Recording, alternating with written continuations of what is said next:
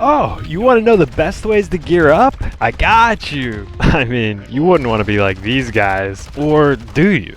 It all starts in the lobby before you even ready up. Let's go to the active duty. A lot of you need to understand how you're going to be using your operators. For example, I have one operator that's maxed out. He's got all his perks, tempered plate, one of the best, UAV, really everything I need. This guy is ready to go whenever I need him. The next operator is a little different. I would still want to be careful when I'm using this operator, but not as careful as I would be using this one. You know what I mean? Eventually, this operator might have a 10 Exfil streak too. Who knows? That's not really what I have her for though. This operator is just an operator that is kitted. I want to have a kitted operator just in case one of my friends get on or something. I mean, like, if I had friends, you know, I would definitely use that.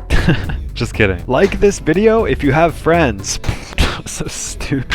And lastly, you need to have an operator that's kind of a throwaway. You don't really care what happens with this operator. If you die, you die. This is the operator that I really use all the time. You can see I have a 6 Exfil streak with her, but that doesn't really matter. I don't really care about that. I care more so about these two when it comes to an Exfil streak. If I die with this operator, I really don't care. Rate this rose skin down in the comments for me. Do you guys like it? It's from season 1. Anyway, and next you need to pick your guns. It's really personal preference here. I personally go in with an AR. Always. If I only had one gun to pick, it would be an AR. Some people go in with a sniper. I understand that. They would rather have a sniper than anything. That's fine. Snipers are really good. Just do me a favor and don't go into DMZ and get up on some high ledge somewhere just to snipe people, okay? You know who you are. You're a piece of shit. Tactical and lethal equipment, doesn't really matter. Up to you. Field upgrade, it's really nice to exfil with an armor box. Probably one of the best things you can do is exfilling with an armor box. That way, when you go back into the game, you're ready to go. Just in case you need armor right away, you can put it down for your whole team. Definitely a lifesaver. And that's pretty much it. Obviously, I have a secure backpack, so I was able to exfil with these things. You don't want to unequip them. I'm a big fan of the secured backpack now. Even though you don't get to carry much stuff, being able to exfil with extra UAVs, if something happens and you die, you still get to keep your stuff. That's really cool. Also, it helps you to complete challenges. A secure backpack is actually kind of OP, but I'm going to explain that later. Now, let's get into the good stuff. When you load into the game, one of the first things you want to do is look at your map. Recognize where other teams spawn so you can push them or avoid them. Be looking for the closest vehicle and choppers, because choppers are the best when you want to get around. Also, look for UAVs. You're going to want to turn those on because, well, I think you know. If you wanted to be extreme, you could look to see where the 3 exfils are and where the gas is so that you know how much time you have before it starts closing in. And when it comes to gearing up, all you need is a GPU. Let me explain. I've been finding a lot of GPUs in computers this season, maybe more so than usual. Once you do find one, just bring it to a buy station and trade it for a skeleton key. This key can unlock any door in the game, but more importantly, it's going to unlock the key to this place right here in Aquadar Village. This is one of the newest rooms in the game, so not that many people know about it yet, and it is hands down one of the best spots to loot. And I'm pretty sure the skeleton key is the only key that works for this room, but you're guaranteed to get these armor plates. Enhanced UAV vest, mortar strikes, classified documents, advanced UAV kill streak.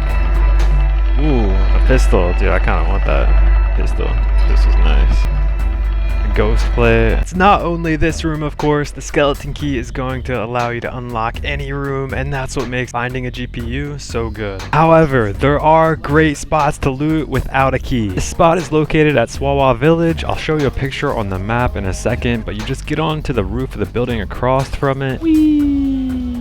Fly down, obviously, and there's normally really good stuff in here. This time I wasn't that impressed. I still got a lot of cash, a 3 plate, and a kill streak. On the map, it's located right here. Here's some more locations that you don't need a key to get in, so that no matter where you spawn, you'll have somewhere to loot. Here's Terminal, for example. It's great. This winery, if it has flags on it, kind of like a stronghold, it means there's a lot of chests there. And of course, the mall right here in Said City. You can get in this a couple ways, but the main way is just to get on the roof and jump down. Also, if you spawn at Rohan Oil, there's this ship back here that has a ton of loot on it. It's a lot like a stronghold, but better. That's quite a few rooms you can get in without a key. I probably forgot some. Let me know in the comments if you know of any, because locations like that come in clutch. Of course, we can't leave out these blue hospital buildings like this. When you go upstairs, you're gonna find self-reses, probably durable gas masks, and more self-reses.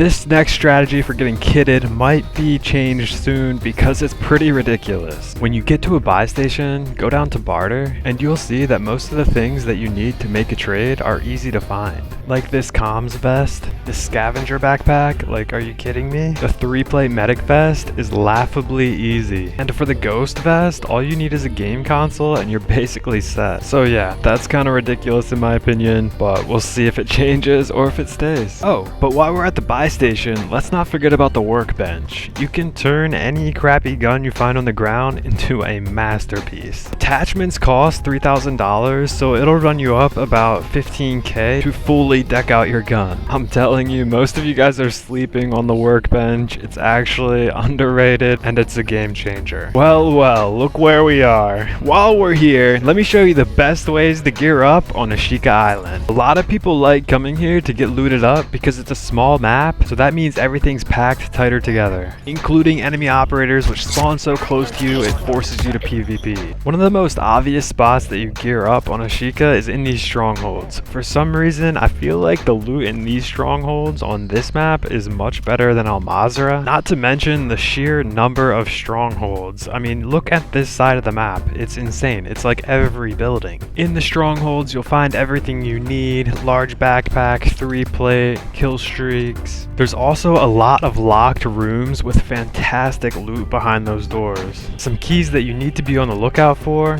are the bathhouse key, lost manager's office key, main harbor control key, science center key, and lost room 304 key. It's random, but the loot was so good in this room, I almost lost my mind. I don't want to move on without at least mentioning this boat because it has more chests packed together than I think I've ever seen before. There are a lot of guys guarding it though, so keep that in mind. Last but not least, they updated the bosses so that the loot they drop is much better. If you go to the top of Suki Castle to take out the bomb maker, you'll see he drops a ton of good stuff, including this guaranteed comms vest. The other bosses are on Al Mazrah. Right here we have the Juggernaut. He is guaranteed to drop a gold skull and an advanced UAV now, apparently. I've killed him like 4 times and that's what he dropped me, so I can say that.